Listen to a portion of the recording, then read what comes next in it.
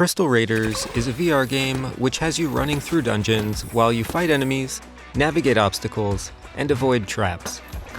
There are small puzzles you complete to continue venturing forth, and wait a minute, were those chickens I heard under the bridge? Hello everyone, this is Corey, and in this series we will help you answer the question if Crystal Raiders VR is worth it. I review every game I play in VR, so if you want more, then you already know what to do.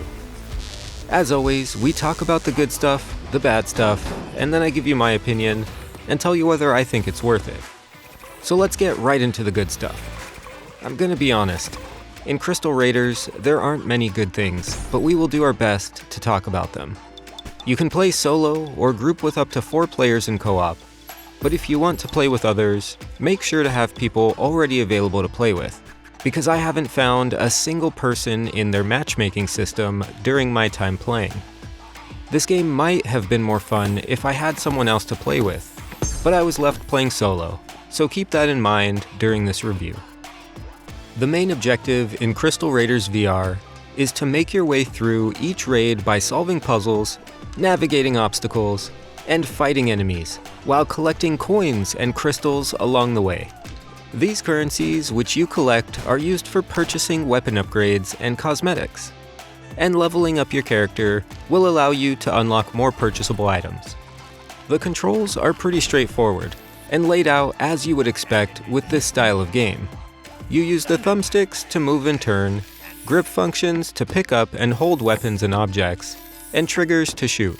You can fight enemies with a gun, bow and arrow, or hammer, and there's also grenades as well. Each weapon type can be upgraded with runes that will alter the way that you deal damage. There's everything from explosive runes that explode on impact to frost runes, which will slow enemies down. You can also upgrade your character itself with things like increased health, increased run speed, or increasing the damage of your weapons. These upgrades can be done at the end of each raid, or outside of the raid in town. There are some variations to the enemy types, and there are bosses on some levels which are pretty cool, with their own unique mechanics. The art style is great, and I really like the aesthetics.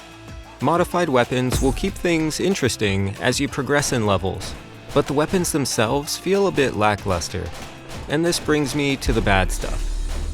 Simply put, the game feels incomplete and should be listed as an early access title.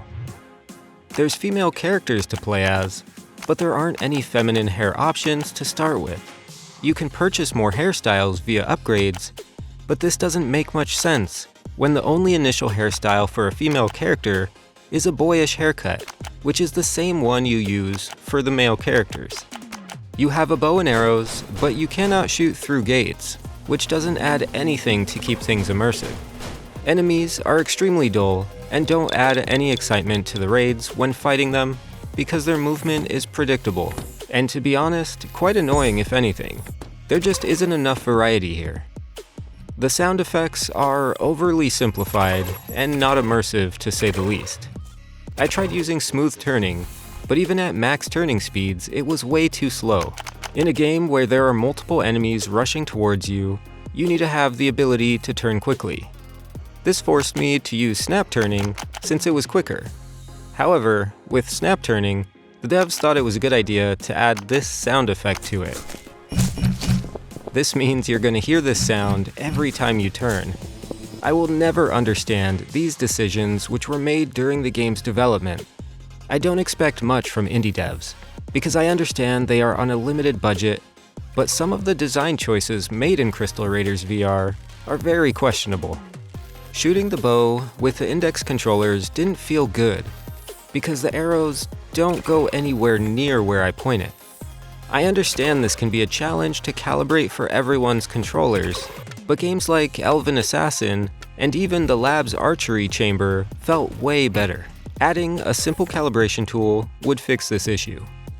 Melee weapons felt silly with zero weight added and not enough of a punch to make it feel impactful to convince me I was hitting something. It felt like I was swinging around one of those balloon hammers which you can get at the fair. That being said, shooting the guns felt good, but it wasn't a groundbreaking experience.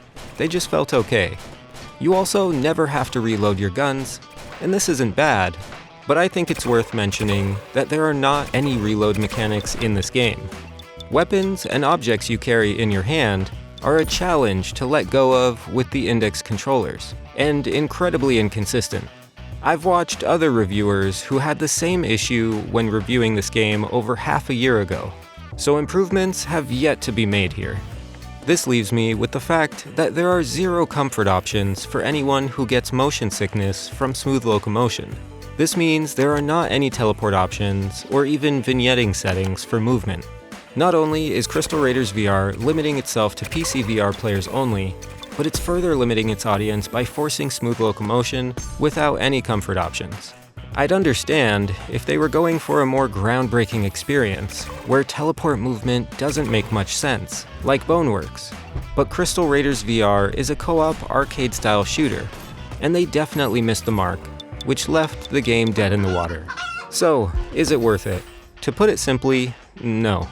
If you have the money to throw away on VR games, then go for it. Otherwise, your money will be better spent on more polished VR titles, which have much more substance. While Crystal Raiders VR has a great game philosophy, it's clear that the devs lost focus during development, only to release an incomplete and quite disappointing VR title with some of the worst audio design I've heard in a game. The devs were kind enough to send me a copy to review, but I have to question why they reached out to anyone to review their game in its current state. It's obviously incomplete, that anyone reviewing it who says it's a great game is not to be trusted. There are far better VR games to spend your hard-earned money on, so until they make some serious changes, then I don't think Crystal Raiders VR is worth it.